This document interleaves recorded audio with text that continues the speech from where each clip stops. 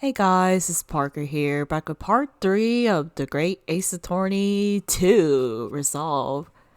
Okay, yes, we are continuing, this trial. That reporter is pretty much the person who freaking stabbed Giselle, and now he's like trying to defend himself. Oh, yes, oh yeah, okay. I think we have already read this. Why would I bother to stab the woman if I already poisoned her? Okay, I think I'll just press this guy. Oops, I keep pressing A. Hold it!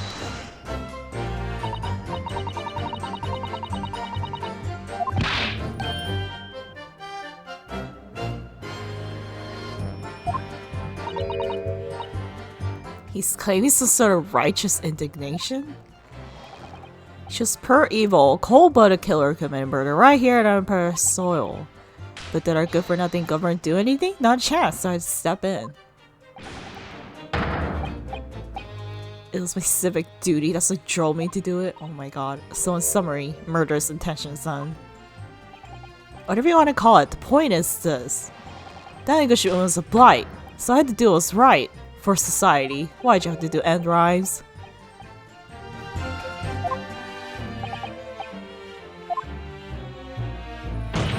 Yeah, I think I'll just gloss over the fact that you just stabbed the woman. Yeah, let's just accuse the other person of poison.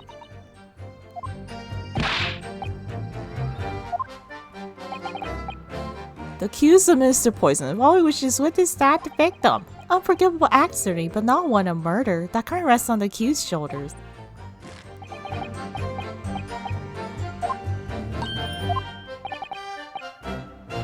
Quite a day for the victim. That's not the kind of law this court upholds. Okay. Hold it!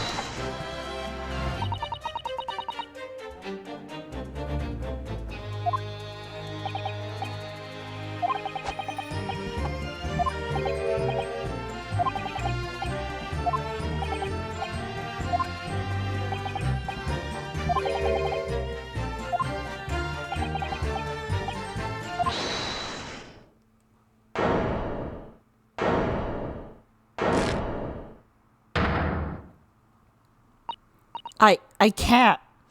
I can't stand and listen to this tripe array. Young girl, you stand accused here. You can just blur out whenever you feel like it. No, you can't. Sorry, but I'm in the middle of some very important testimony here. Just keep quiet and listen. But this awful man is making all this up. So Sato, please, you have to make them listen. Return to the deck at once, Mibami sound. We are in the middle of a cross-examination. Hold it! Your Excellency, please, I implore you. That journalist is clearly not a trustworthy witness. He just freaking stabbed the victim. Exactly, he's a filthy, rotten, black-hearted, bigoted, dirty, great, peeping Tom. Oh my. Whoa, take it easy there. Please, I really think the court should hear what the defendant has to say. Your Excellency, so you don't need whatsoever to intonate the accused remarks. I'll grant the request of the defense. But Your Excellency! This is likely to be the final cross-examination of these proceedings. As such, I believe it would be ill-advised to stifle the defendant's obvious concerns. So, whilst recognizing that this contravenes regular protocol, I hereby call upon the defendant to speak. Oh, thank you so much, Your Excellency. Okay, I think I'll just move the mic to the right a little bit. It has nothing to do with Dr. Wilson. We were discussing the stolen poison. Hold it! The stolen poison that killed the victim, you mean? I suspected her of being the one to steal it. I mean, just think about how she killed Dr. Wilson. That's true. Additionally, Miss Breast certainly had knowledge of the new poison. But sure, it would be no easy task to steal a highly secret toxin being developed for the government. Indeed, all businesses laboratory thoroughly search when they leave. Even if a thief managed to avoid being seen, but she put the poison. I don't know. Like maybe the reporter somehow put the poison into his pen just to take the poison out.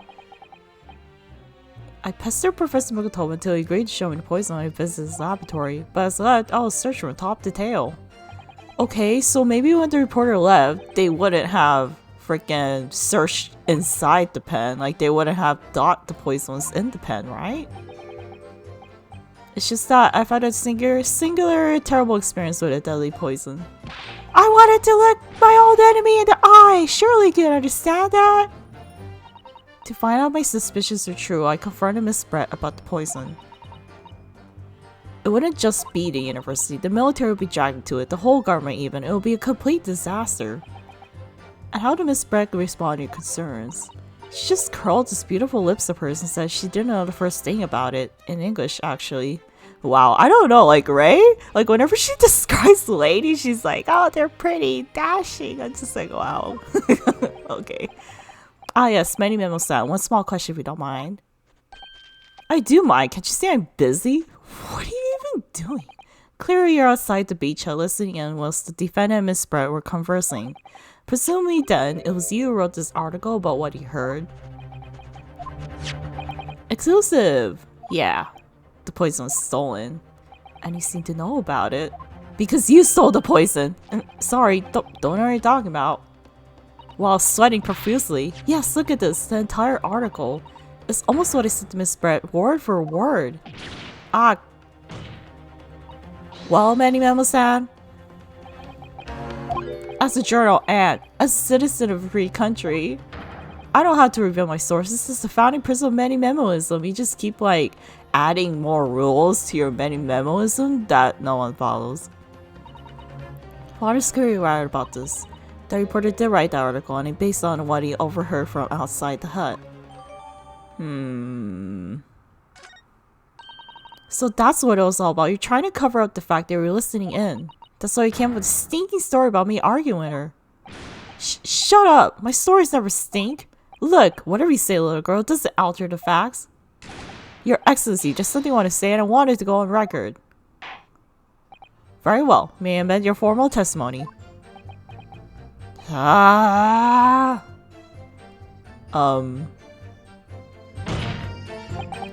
point is, if you poison someone, there'd be no reason to then go and stab the person as well. Perhaps he doubted the efficiency of the poison itself to make sure your victim would die. That's horse dung. What? That would be like pouring pepper on your Chinese diet before you even tasted it. Completely reckless. Although, it might surprise you to learn that I'm a bit of an impetuous pepper pourer as it happens.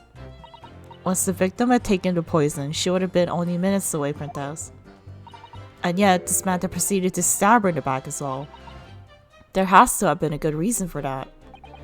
If it was the reporter who gave the poison to Miss Brett, then clearly he must have done it prior to Ray entering the hut. Yes, it's undeniable. But between him leaving the hut and the victim being stabbed, there was one very crucial change in the situation. Sorry? What change? The reporter overheard the conversation between Ray and the Englishwoman. Ah, yes, that's it. That's when Manny Memo-san first found out the exact nature of the poison he used. That could be the key here. If the victim had unknowingly taken the poison already, the reporter had no reason to stab her. On the face of it, the logic sounds entirely reasonable. Maybe he didn't know the effects of the poison. But there's no question that this man was responsible for Miss Brett's murder. If we could think of a plausible explanation as to why he might have stabbed her even after the poisoning, I feel sure that everything will drop into place. Is what we should be looking for. Yes, I agree. In order to do that, I must try to glean more information. Alright.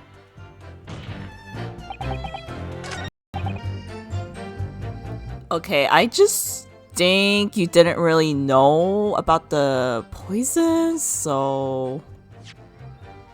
Okay, let's look at the poison article that was just updated.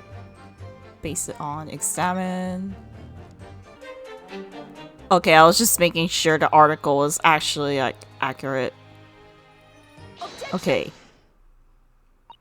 Well, I can think of one reason. What? What? But before I explain, I'd like to confirm something for the court. Did you glean all the information for this newspaper article from what you overheard outside the hut? Of course he did. There could be no question of that. After all, when you're all in the laboratory together, we're all told is that it was a terrible toxin. And there's one more important fact to consider. According to the witness, Membami-san's verbal attack against the victim began as soon as she entered the hut. In other words, it would have been impossible for her to have slipped the poison into Miss Brett's drink. Where are you going with this, Counsel? Memo-san had made it quite clear that he observed every single thing that happened in the beach hut. If the defendant somehow found an opportunity, this man would have seen it. Which means that Miss Brett couldn't have imbibed the poison whilst the defendant was present. In fact, it must have been administered to her before Membami-san entered the hut. Yes, very articulately put. When I walked into the hut, I immediately started to press Miss Brett about the poison. At which point Memo-san overheard some worrying information. Worrying information? What worrying information? The information which he subsequently included in his newspaper article, namely, that the poison is being developed in strict secrecy and that it couldn't be readily obtained. Absolutely, in fact that's quite an understatement. The only possible place it could come from is my lab. And furthermore, anyone affected by the poison would exhibit telltale signs in death. The extreme constriction of the pupils, yes, it's quite stark when you see it.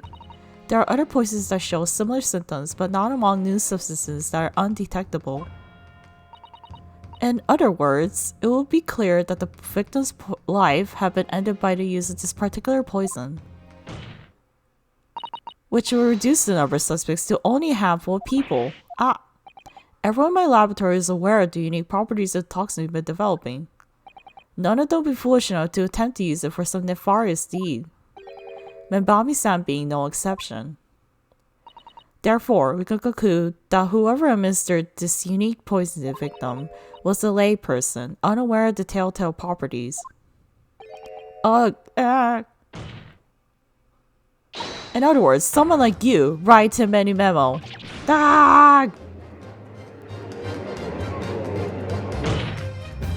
It was you who stole the poison from their laboratory that day. And it was you who administered to the unwitting victim. But you quickly realized that was a terrible mistake. Because the poison caused such unusual symptoms and was so traceable. As you listened in from the far side of the beach hut's thin walls, you learned of these facts. But you already given the victim the poison at that point. It was too late. So I hatched a plan to disguise your mistake. A plan that involves stabbing the victim in the back through the read screen. But what good could that possibly do? Isn't it obvious, Counsel? The plan was to kill Miss Brett before the poison could take effect. Once in the blood, the poison causes the outset of pupil constriction. But he had hoped to precipitate the victim's death before that happened, hadn't he? Exactly. Because without any revealing signs of new secret poisons used, no one would ever have suspected. This is extraordinary. Yes, the effects of the poison meant it would be too easily identified, so the killer had to mask its use. What she intended to do by plunging a knife into the middle of the victim's back. Dag!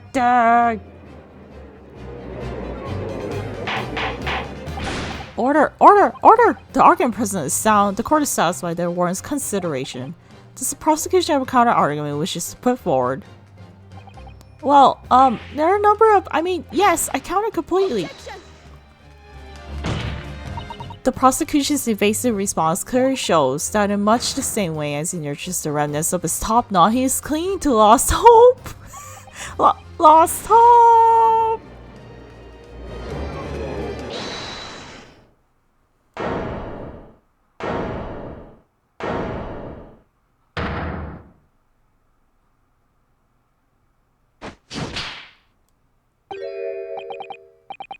Arg, you pathetic, useless, fallen samurai! Fallen? Who are you calling fallen? My burgeoning growth is on the rest. I don't need a counter-argument. What are you talking about? It should be blatantly obvious. I stole the poison, you say. Give it to the victim, you say. Stabbed her, you say. Lots of fine theories. But I don't need a counter-argument because you don't have an argument yourself. Where is your evidence? The pen. Yes, you make it all sound so plausible, don't you? But without evidence, it means nothing. Whereas I base my news on facts. Facts? What do you mean? Explain yourself. I mean, what the professor said earlier in this trial. It's all here. In my many memos, every word, every slip of the tongue, all noted. That's what the Shoyu News is famous for. It's the power of the printed word.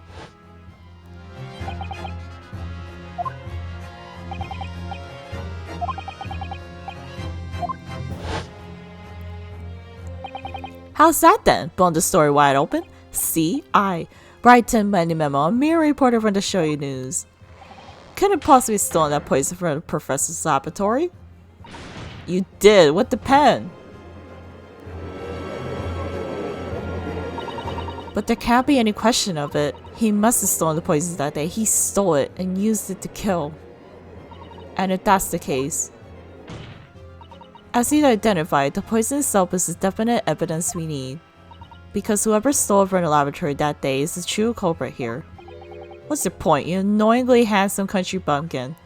My point is this, there is one way that you, Many Memo-san, could have stolen the poison that day. I have heard enough verbal conjecture now, thank you. What the court must be shown is evidence. What proof do you have that this witness stole the poison on the day in question? The pen! The proof, Your Excellency, is his fountain pen. Ah, a fountain pen? How could it possibly be relevant? And Miss Giselle was holding that in her grip. Very tightly, might I add, while she died. These magical pens must seem to have enough ink to write many thousands of kanji characters. I believe that they arrived in their country for the first time some 15 years ago now. Bah! I swear by basil hair calligraphy brush and nothing else. These newfangled pens are merely a fad. Well, as a forward-thinking man of words, obviously I love my fountain pen. Suck up a soup cone of sumptuous ink and one's work is to wash your words in the blink of an eye. That's right. Fountain pens is a small reservoir in the barrel, into which ink is sucked up through the nib of the pen in order to write with later. What does all this talking of sucking up ink at? Ah! And just as it's possible to suck ink up into the reservoir, it's also possible to be ejected through the nib again, of course. My word, can't this really be? Well, Many Memo-san. When you saw the deadly poison before your eyes in the laboratory that day, you used your fountain pen, your very lifeblood, to steal some of it, didn't you? By siphonning the poison up through the nib and into the pen's reservoir. Yay! Objection! More absurdity! That never happened! True, we've heard that there were procedures in place to prevent deaths like this from the laboratory. But would anyone have thought to look inside a fountain pen of all places? No, I'm a little ashamed to say that for fear of offending our guests, such a detailed search would not have been conducted. Well, this is quite startling, I must say. I remind the court that this pen was found in the clutches of the victim when she died. In other words, it was dropped at the scene by Many Memo-san. So the crucial question is, when exactly was the pen dropped? Are you suggesting... The natural conclusion is that in your haste to act whilst the victim was distracted for a moment, you dropped the pen after you emptied the poison from it into her glass. Objection! There could be any number of alternative explanations. For example, the witness could have been used pen to write down details of his conversation with the victim. And when shocked by one of our outrageous answers, the pen fell from his quivering hand. Objection! No, that can't be. If it was, how do you explain why the pen was devoid of ink? What? As you can see for yourself examine the evidence, there would appear to be no ink present in the reservoir. What newspaper reporter goes to interview someone with nothing in his pen? No, the pen was dropped after the poison that filled his reservoir had been emptied into the victim's glass. Dag! Witness, what do you have to say in your defense?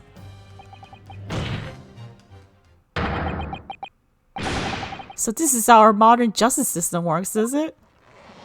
So what if the ink in my pen runs dry? So what if my pencil snaps? Oh my god, he's Wolverine now. I can always claw my way back into the game. I have plenty of reserve. Ah!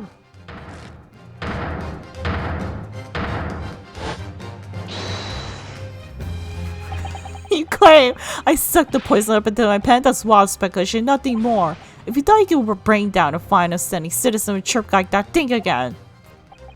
It says it was going to take one final decisive blow to finish this matter.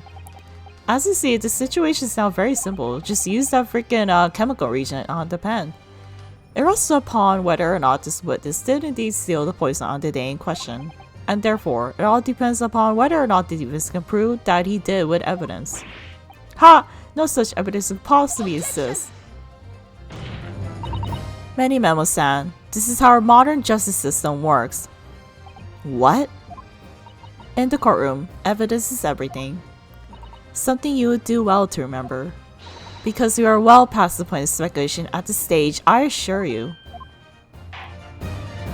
Very well then, call upon the defense to present the aforementioned evidence. This is it then. This will be the final piece in the puzzle.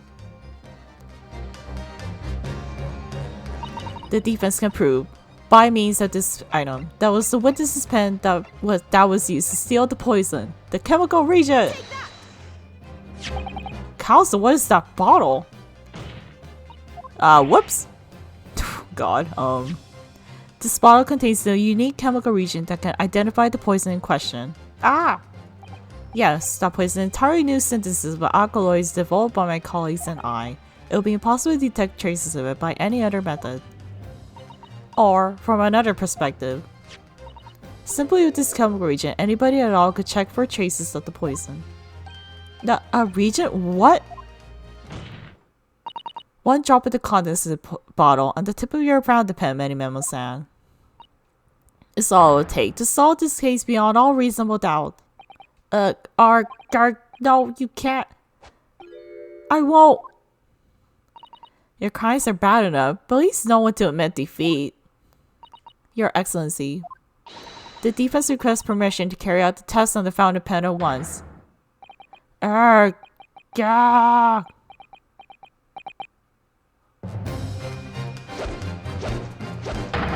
This isn't my fault. The part drove me to this. Trying to hold his head out of civilized nation by bowing his head. I took a part.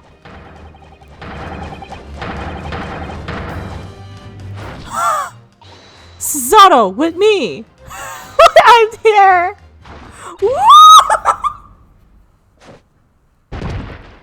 Nice. Did I do it right? That was a Susato takedown, wasn't it?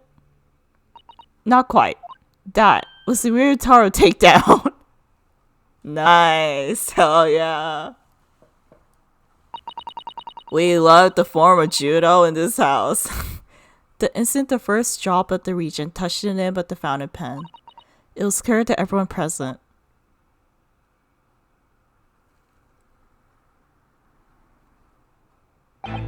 When I saw it during the lab, the poison, the devil got hold of me and I decided to do it on the whim. Why are you blaming the devil? You're the one who did it.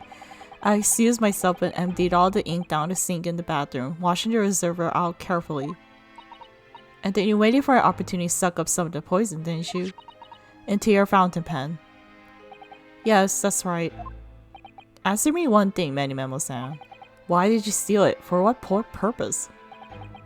Isn't it obvious? The final was made up and exposed in an article.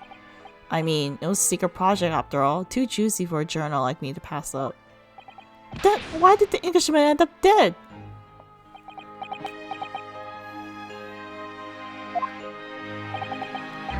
I went into the hut intending to quiz her on the question, that's all, as a reporter. A known killer enjoying full freedom, evading justice by leaving the country. I told her what I thought about it. And she just laughed in my face.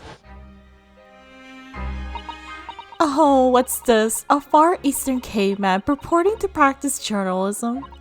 Really, you must learn the difference between reporting and listening at doorways, you ignorant plebeian. What did you call me? This country, with its pretensions to a justice system, to a free press, it's really very depressing. You see our superior ways in the West, yet you lack the mental capacity to emulate them. Get out of here, you oaf. Get out and crawl back into the cave you came from. Oh my god. God. So annoying. That's when I remembered about the deadly poison I happened to have in my pen at the time. What a terrible tale. In my head, I knew I should just get out there as quickly as possible, but I couldn't. You know, you shouldn't really ruin your life over a racist person, just saying. I couldn't let her get away with what she'd done, when she clearly had no remorse at all. I suppose it was my journal spirit getting all fired up. I mean, you kind of just gave up on your dream when you murdered someone. Like, you should have just kept pursuing your dream instead of just like wavering off the road just because of one racist person you met. I'd like to ask you something. Yes? You often talk about justice, but surely as a journalist, you could have used other means to deliver the justice you sought. There's no justice in the press. Sorry? After the trial 9 months ago, I kept digging and digging to find out what had happened at the courtroom. And finally, I discovered the truth. It was a cover-up, that's what it was. A cover-up? What do you mean? I'll remind you of your position with this. Be careful what you say. Oh, come on. This is striking as strange. We're suddenly not allowed to convict a foreign national. Consular jurisdiction should never have come into it. And yet the puffed up Englishwoman is going to sail away to the sunset a free woman. The only possible explanation is that behind the scenes, some deal had gone down between Britain and Japan. What sort of deal? I'd done my research, dug up all the dirt. It was all ready to be published. But you know what happened? The editor just tore the article up. He came under pressure from the government, you mean? If our government was going to let criminals walk free, if they're going to crush the free press, then what choice do I have but to see that justice is done myself? Let's not forget, Mademoiselle, that you committed murder yourself and you tried to lay the blame at the defendant's door. I'm sorry, but you're no better than Giselle Brett. What? The truth is, you have no right to talk about justice at all. I suppose. Yeah, just don't become the same as a racist murderer.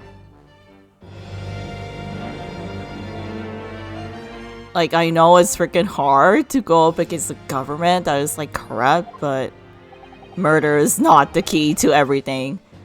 Councilor deepens through your tower in our huddle. Oh, yes, ahem. Sorry, Your Excellency, just musing in a maddening way here. It's almost unbelievable that it's your first experience at the Supreme Court. It was an excellent performance. In truth, it very much reminded me of your cousin's voice. Oh, Naruhodo-san, Ryunosuke mean? The way you handled the trial 9 months ago and the way you handled this one, it gives me hope that we're genuinely entering a new era of justice in this land. That's very flattering, Excellency. Hearing the defense you put forward today made me feel most cleanly that the future of our justice system will be forged by you and your contemporaries. Thank you. So, Prosecutor Aochi, do you have any final thoughts? Oh my... Prosecutor Aochi? I, Taketsuchi and Aochi-kan, have been bested by a Kaolo Ryos not once now, but twice. If there was any shred of my former self-love, it was withered and died here today. But gosh, golly gee, gosh, your journey to cultural alignment sure took a while, didn't it? Silence! Rather than living on in shame, I will end it now this blade. For that is the true path to Aochiism. Aochiism? One hopes that the only way in which he'll be modeling himself after the witness. Spring of my top nose. The time is right for farewell. Hope is lost forever. Taketsuchi.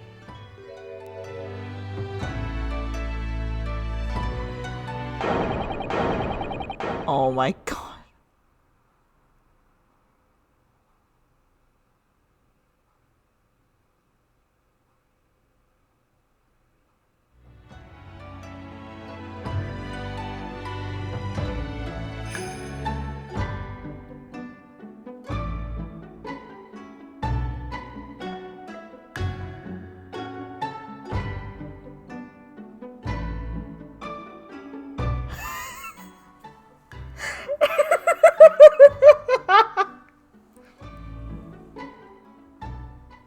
A moment of silence for this hair.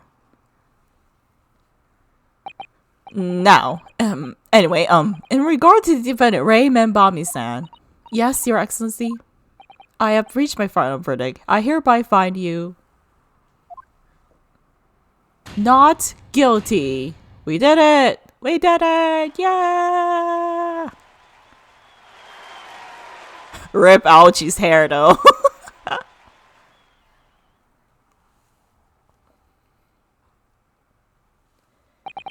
Court is adjourned.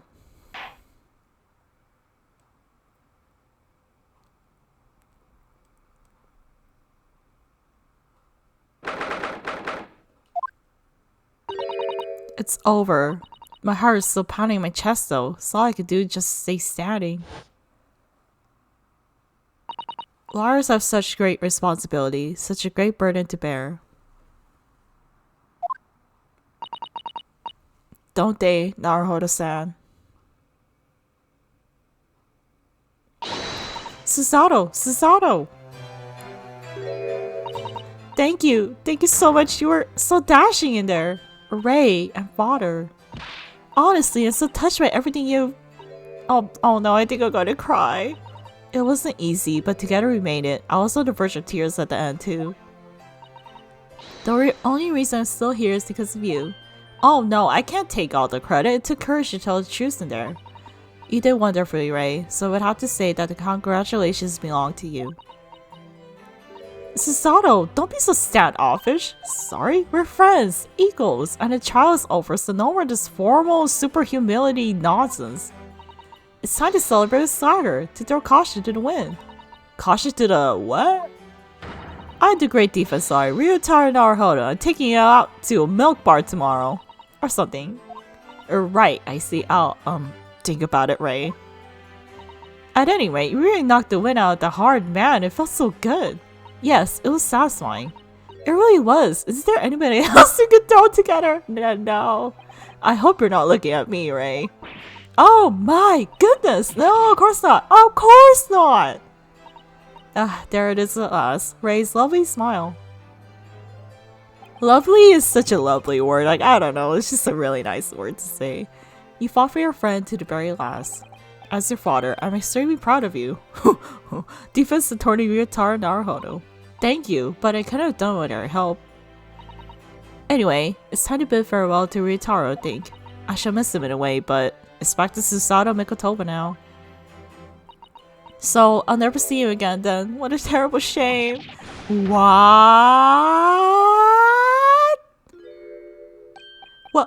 What is happening?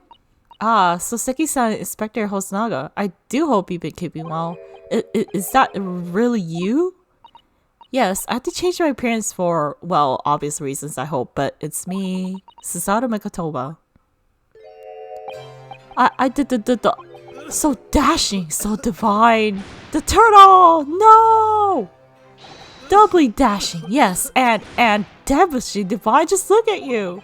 I had no idea, Mrs. Sato-san, Esquires, that you're a local student in our Naruhodo-san's Esquire's cousin. Astonishing! Astounding! Ace! Authority! Ace Authority! Poor Soseki sounds so confused. I still remember the first time I ever met him. He was in a prison cell in London.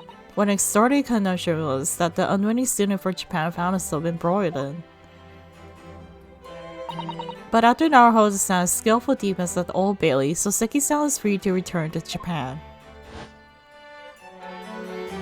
And now he sees that Ernest of great fame as an author. I'm stunned. That's truly impressive disguise. Even if I had no idea, I'm Chief Inspector of the Police Bureau. Who came with Mr. Turtle, no less? Mr. Turtle! I'm not sure you should be admitting to that, Inspector. Amazing. You're a woman of many faces, I see. Just two, really. And this is a once-in-a-lifetime event, I hope. Oh, I'm not a patch on you, Inspector. Well, I am a professional, of course. Hosonaga, the best bro. I do worry about Inspector Hosonaga sometimes, I really do.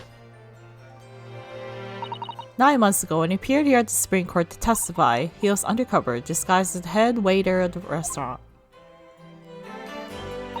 And then a steamship to Great Britain, of course, disguised as a sailor to keep us safe on the journey. He is the best bro. Though, that didn't help you, did it? Kazuma-sama.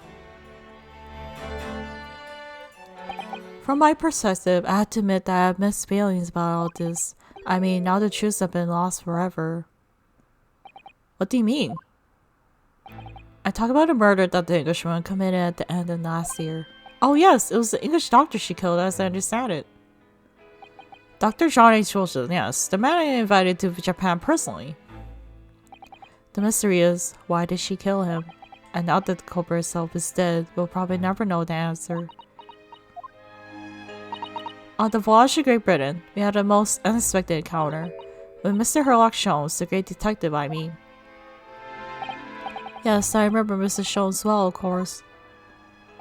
Ah, my arch nemesis, how light you utter his name. Well, according to the stories published about him in Adventures of Sherlock Holmes, the detective once had a partner who helped him solve crimes, a best friend. And that man was an exceptional doctor of medicine by the name of John H. Wilson. What? Dr. Wilson? I just can't believe that is a coincidence. I think that the English doctor of medicine killed here in Japan 9 months ago must have been the friend and partner of Mr. Holmes. And if that's really true, then the poor girl won't ever see her beloved father again.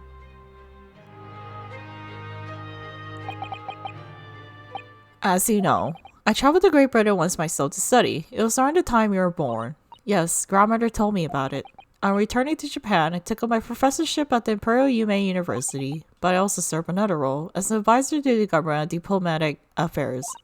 Yes, I was aware of that as well. In that case, I'm sure you understand that there are some confidential matters I cannot divulge to you. Could you tell me just one thing? Why did you summon me back to Japan? It's been 2 months now since I returned. When I left England, it was because an urgent telegram had arrived from Japan. It said that you caused with a high fever, and you were growing weaker by the day. What? Where did that news come from? That's what I like to know, because after that long sea voyage, I found you in fine health, father. It was just something Great Britain that I perceived might inconvenience me in some way, or harm me. That's really the only explanation I can think of. Dear me, do you reserve your most cutting words for your father, Susato? I'm sorry, my dear, Sippy Cat. Arg! Let me go! What? Ah. Many Memo-san. So, one throw wasn't enough for you. I got one last thing to say before you take me away. Professor. Me? Moi? Moi? I know the truth. I know you had a hand in what went on, and that visiting student's fate. But isn't he student Giselle Brett? You mean? No, not her. The student law left for Great Britain 8 months ago. What? Student law? He must mean Kazuma-sama. What are you talking about? What does this have to do with Kazuma-sama? Nobody here in Japan knows anything about it. They don't know that the guy never made it to England, that he died on the steamship, and that he'll never— Ah! The judge? Well, I didn't expect to find him here. Well, I didn't expect you to be here. I have never seen a judge, in any other place other than the courtroom. What were your officers playing at? Sorry, Excellency. Oh my god. He's tall. I was going to tell you that the rickshaw arrived, Eugene, and it's a good job it came by. Yes, thank you for dealing with him. I'll be there shortly. Oh, Your Excellency. Ha ha ha ha. The trial is over. I'm not Your Excellency anymore. Married by your father's friend, Seishiro Jigoku. Goku? May I say, that since I saw you last, you seem to have taken on a more dashing appearance? Susato. He already knew? Did you know all along for the start of the trial? Ha ha ha ha. A judge sees everything, Susato. I couldn't let you take the risk. If Seishiro here hadn't known and then he recognized you. So I had a word in his ear beforehand, as an old friend. So, Seishiro, shall we? Yes, having ruled in the case, we now have various diplomatic issues to address. Before you go, father. Sorry, my dear, we shall have to return to our earlier conversation at a later date. But well done again, both of you. You did admirably. Oh, thank you very much. What did you think of my say Shiro sing, eh? It's been a while since I sent a man flying like that. Ha ha ha ha. Alright, bye. Whatever could father be hiding from me? About Giselle Brett, about Dr. Wilson, and now it seems, according to the reporter, about Kazuma-sama. I'm going to have to bring this up with father sometime, when nobody else is around. Judicial Assistant Mikotoba-san Esquires, could I have a word? Oh, yes, of course, Saseki-san, what is it? I think perhaps it could be fate that we're meeting again like this now. You see, there's something I need to tell you. Oh? I believe that it may be related to the reason why your father summoned you back from England. This, I have to hear. Please, Saseki-san, tell me at once. I will! As you know, my time in England was terrible. Cursed, I have no doubt. Such awful things those embroidered. Thank goodness so considered our Hodo-san and Scar stepped in. After I secured my freedom, I couldn't wait to get on a ship back here to my homeland. Having arrived in Japan, I submitted a report about my experiences to the Ministry of Foreign Affairs. The next thing I knew, I had a visitor. It was your father, Professor Mugotoba. He wanted to ask me all sorts of things about my report. My father? He seemed to be especially taken with a particular part of the report. Anyway, he left eventually, having thoroughly quizzed me. But it was the very next day that he sent a telegram to you asking you to return to Japan. What was it then? The particular part my father was interested in. I don't really know exactly, but do you remember them? Those two terrible cases I was caught up in? Of course, I can never forget. Your father seemed to consider the main one with the second case. The second one? You mean the one Mr. Jones forbade any of us to talk about in public? Which is why the only case involving you that any member of the public is aware of is the first. Well, I don't care! I don't have to listen to what the Starly detective says. Anyway, the point is, it seems that case someone holds the key to all these curious unanswered questions. The horrific, hideous, heinous case. The case of the haunted lodgings.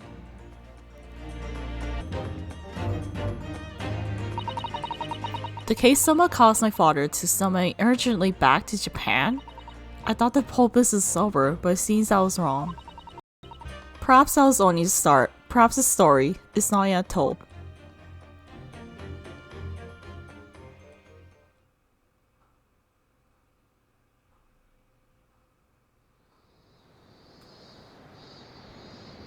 So, the mystery of that Englishwoman's death is solved, thank goodness. And having stood in the Supreme Court now, I think I can comprehend a little better. How you must be feeling as you fight for people's freedom in a foreign land, Naruhodo-san.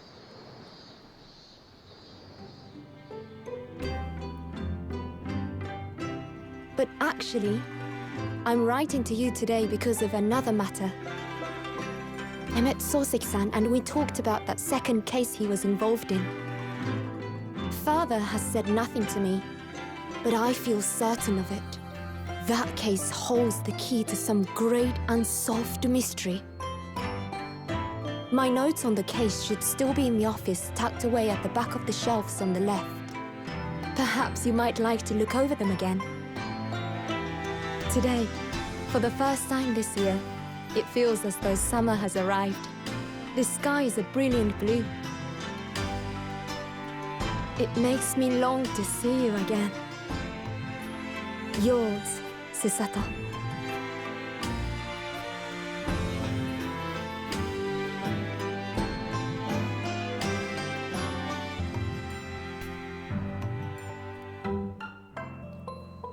And actually like the first trial. It's pretty good. I don't know, in most Ace Attorney games, the first trial is just always the best. Or the last trial. Bum, bum, bum, bum, bum, bum, bum. Ooh. Ooh. Okay. Let's go to episode 2, the Memoirs of the Kokoro. Yes.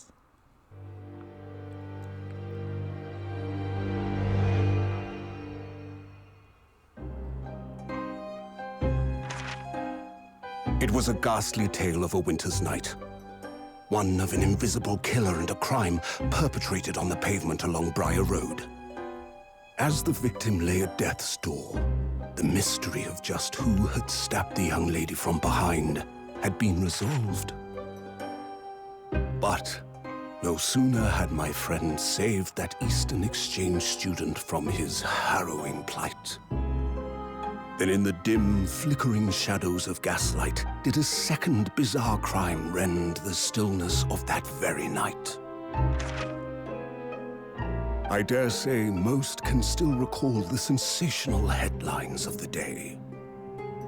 Haunted apartment of death, the condemned criminal's curse, the dread demon of coal gas. Yet, though the great detective had at once discerned the truth upon his arrival at the scene, it only proved to be the overture that announced the rising of the curtain on a most tragic play.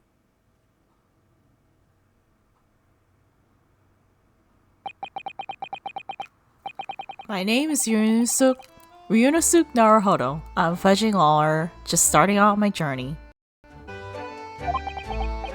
6 months ago, I arrived as a visiting student of law, having made the long voyage across the sea from Nepal, Japan to here, London, England. And on the way, in quite extraordinary circumstances, I made the acquaintance of a world-famous detective. Currently, I reside in the attic of the detective's own lodgings, from where I run my legal consultancy of sorts. I've successfully defended a number of clients in Britain's highest court, the Old Bailey. But since a particularly grueling and unforgettable legal battle 4 months ago now, I haven't returned to the courtroom. In truth, I lost my right to return. But that epic trial was just one small part of an epic tale, a tale which was now about to awaken for slumber. Sorry, I can't read today. Thanks to a letter that I wrote this morning from my homeland.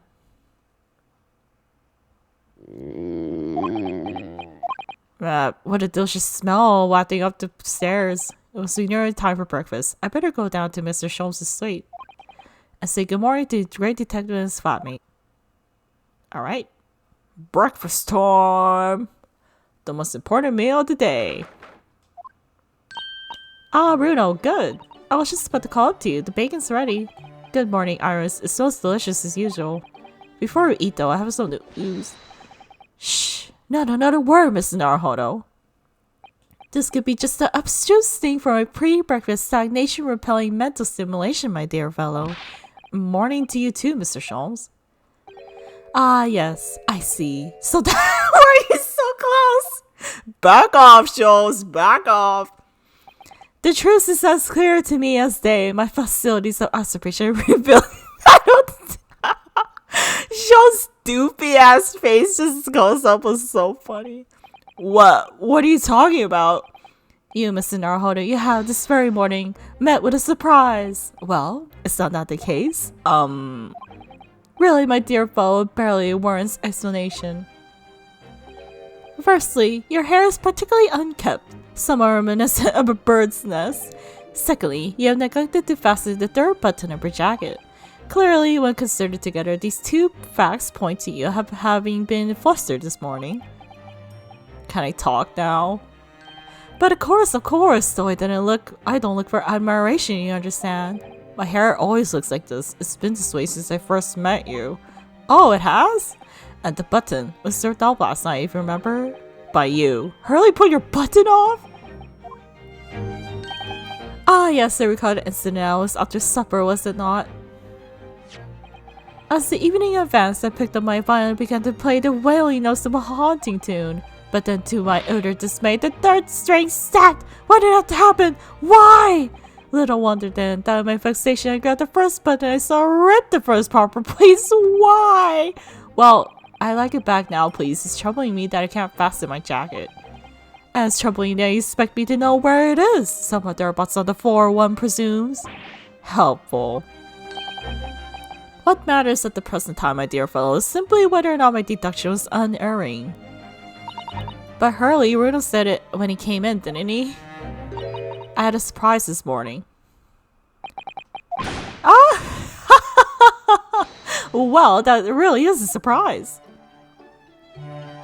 Yes, this man is pride of the British Empire. The famous consulting detective, Mr. Sherlock Holmes.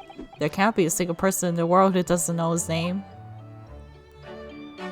Maybe if you live under a rock, you wouldn't know. Alright then, enough of this silly conversation. Come and eat this bacon before it gets cold. I hope there's eggs. And I have a new herbal tea for you to try too, my latest special blend. And here we have Miss Iris Wilson, Mr. Holmes' lodger and companion. A truly exceptional young girl who's the author of a highly successful serialization here in London. Yes, The Adventures of Sherlock Holmes, as published in Rounds magazine. So, Mr. Naruhodo, what'd you put us out of misery? Our misery? What surprised you this fine morning? Well, I received a letter from Japan. Oh, it's clearly from Suzato. It's like a pretty pink. Oh, from Susie, you mean? Was it? Really? That's right. And she had some rather startling news, in fact. Ah, intriguing indeed. You must tell us all about it over breakfast. Oh yes, what fun! I guess we could converse?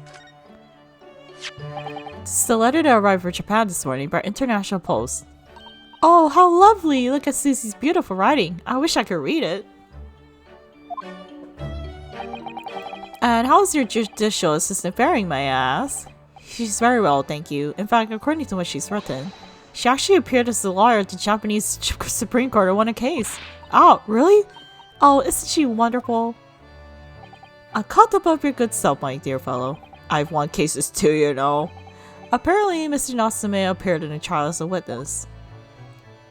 Natsume. No, I don't recall that name. Of course you do. We helped the man twice. You know, in those 2 cases that took place on Briar Road 6 months ago. Ah, the mustache. Twitchy man with the somewhat feline eyes and the mustache?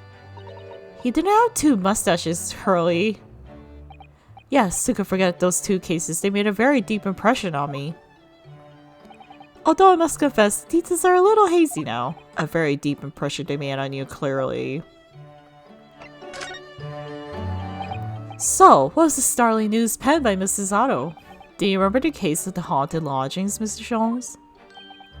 Ah yes, it's very interesting, you know. I don't feel entirely uncertain that a case of that nature did not occur.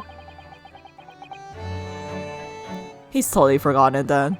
Anyway, in her letter, Mrs. Otto asked that we read over case notes again and investigate further. Though it took place half a year ago, for what purpose? Because of something that Mr. Natsume said to her, apparently.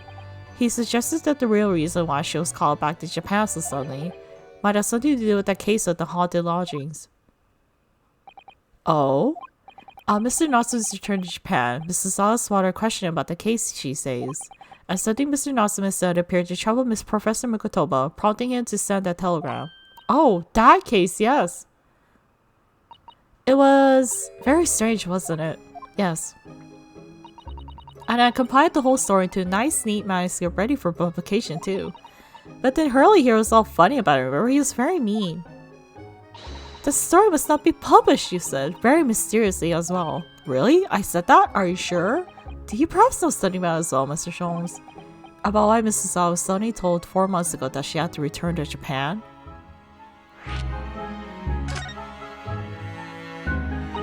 It's been 4 months now since you waved Susie off at Dover. It was such a shock, wasn't it? The way she just suddenly announced that she had to go back to Japan. Indeed it was. Due to the telegram she received from Homeland, I believe. That's right, telling her to return urgently. Yes, because her father passed away. No, it's just that he was suffering from high fever, the cause of which was unknown. He's not dead. But according to this letter, that news about her father's fever was just a ruse. A ruse? So Susie's daddy lied to her so she made the voyage back home? Why would he do that?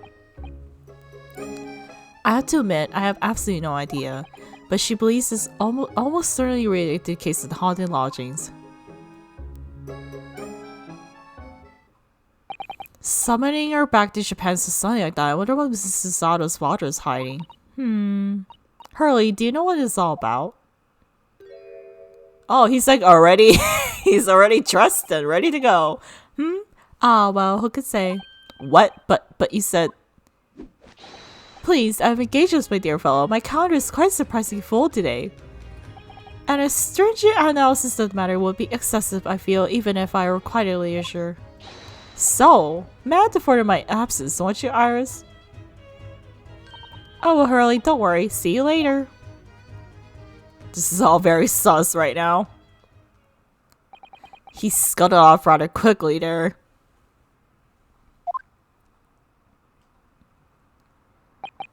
I think perhaps Professor Megatoba isn't the only person hiding something here. So Seki-san was involved in 2 cases, but only one of those is forbidden from being published. By, of all people, Mr. Sholmes.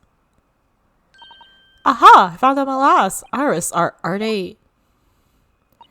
The notes about the case? That's right. Susie and I compiled them together.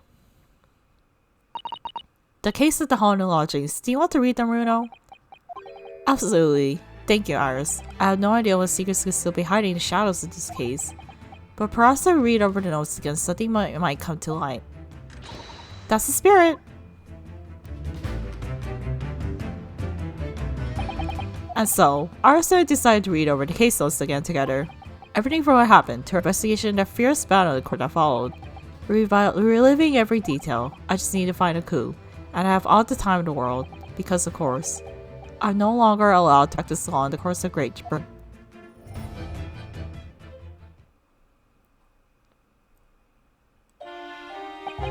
It was 6 months ago. A mysterious incident unfolded on the wintry streets of London. A young woman was found lying in a snowy pavement Briar Road with a knife in her back. Fortunately, her life was spared, but she was unconscious several days following the incident. Oh yeah, I remember that trial. The fog was thick and nobody saw her attacker, but by a cruel twist of fate, a visiting Japanese student was walking behind her at the time and was duly arrested. That man was Soseki-san, and the man who effected his arrest was Mr. Sholmes. Believing her compatriot's innocence, Cisato and I decided to represent Soseki-san in court. And, after a grueling trial of many twists and turns, we finally managed to prove his innocence. Joyful, joyous, jubilation! Was the man's reaction at the trial, but his jubilation was short. We received a telegram from Mr. Sholmes the following morning. The victim of the Briar Road stabbing has regained consciousness. Hurry to Bart's at once. So Suzawa-san is summoned a hansom and are headed immediately to the hospital.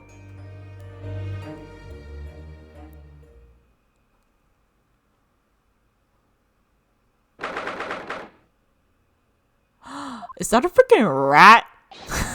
At the right? There are at last! Good morning, Mr. Sholmes. I think not. Oh. You're late! What on earth took you so long? Your telegram when you arrived at 5 o'clock, Mr. Sholmes, and it's a 20-minute ride to the hospital. That's right, it's 5:30 now. I think we made very good time. The time is utterly irrelevant. The fact is I've been waiting for what has felt like an eternity. In point of fact, I myself was woken at 4 this morning by a telegram boy. I'm feeling it was somewhat unjust that I alone have been rose at such an hour. I sent one to you. Well, thanks for that. Anyway, you're here now, so the victim's over there. She's only just regained consciousness. Oh, there she is. You should introduce yourselves, and I shall observe from here. So that's the lady who was found in snow-covered pavement with a knife in her back. Her name is, yes, here we are, Miss Green. Okay guys, I think that'll be it for part 3 of the Great Ace Attorney 2 Resolve. Next time, I guess we are gonna be, here in this past event that happened right after the trial of, Miss Green and Soseki-san. So yeah, thank you so much for watching, and I'll see you guys next time.